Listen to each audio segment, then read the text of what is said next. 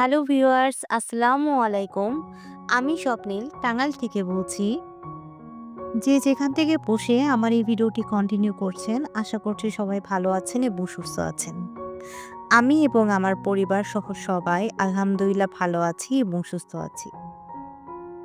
আজকে চলে যাচ্ছি টাঙ্গাইলের বর্তমান সময়ে সবচেয়ে হাইপড একটা জায়গায়, সেটা হলো মনতলা। টাঙ্গাইল শহরে যারা আছেন তারা অবশ্যই জানেন যে প্রকৃতি তার সম্পূর্ণ রূপটা ঢেলে দিয়েছে এই মনতলায়।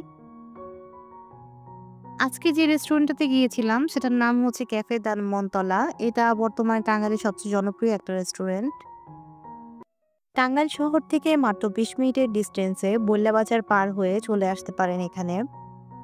কুরবানি ঈদের সময় এই রেস্টুরেন্ট ওপেন হয়েছে। তখন থেকে ঠিক এখন পর্যন্ত যথেষ্ট পরিমাণে ভিড় রয়েছে।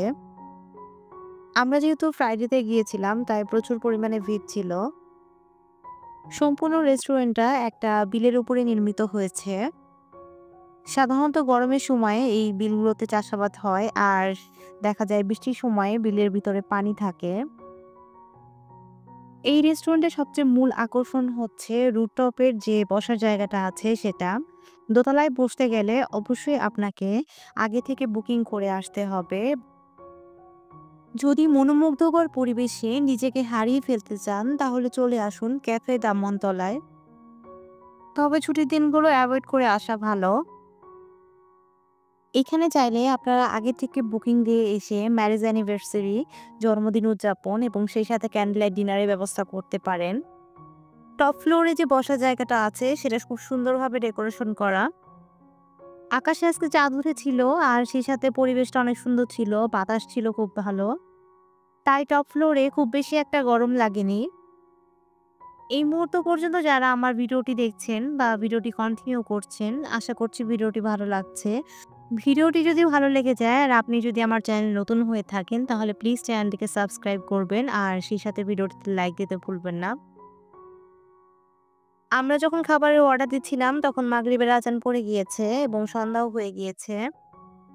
আমরা খাবারের মেনু দেখে খাবার অর্ডার করছিলাম, যদিও এখানে কোনো মেনু কার্ড ছিল না, একটা কাগজ ছিল। খাবারের প্রাইসটা আমার কাছে তুলনামূলকভাবে বেশি মনে হয়েছে। একটা ভালো মানের রেস্টুরেন্টে যেরকম প্রাইস থাকে ঠিক সেরকম প্রাইসই ছিল। যদিও আমার কাছে মনে হয়েছে রেস্টুরেন্ট তুলনায় খাবারের প্রাইসটা একটু কমানো দরকার ছিল। আমাদের ফুচকা চলে এসেছে। আর ফুচকা খাওয়ার পরে আমরা সবাই সাব স্যান্ডউইচ নিয়েছিলাম। আর সেই সাথে ফ্রেঞ্চ ফ্রাই ছিল। আর সেই সাথে চকলেট শেক ছিল আর লাচ্ছি ছিল। চকলেট মিল্ক শেকটা যথেষ্ট মজার ছিল আর ফ্রেঞ্চ ফ্রাইটা একটু ঘরোয়া একটা ফ্লেভার আসছিল। ফ্রেঞ্চ ফ্রাইটা যথেষ্ট মজা ছিল। ফুচকাটা আমার কাছে অত বেশি ভালো লাগেনি। তবে ফুচকার টকটা মজা ছিল। আজকের ভিডিওটা এখানেই শেষ করছি। সবাই সুস্থ থাকবেন ও ভালো থাকবেন। আল্লাহ হাফেজ। আসসালামু আলাইকুম।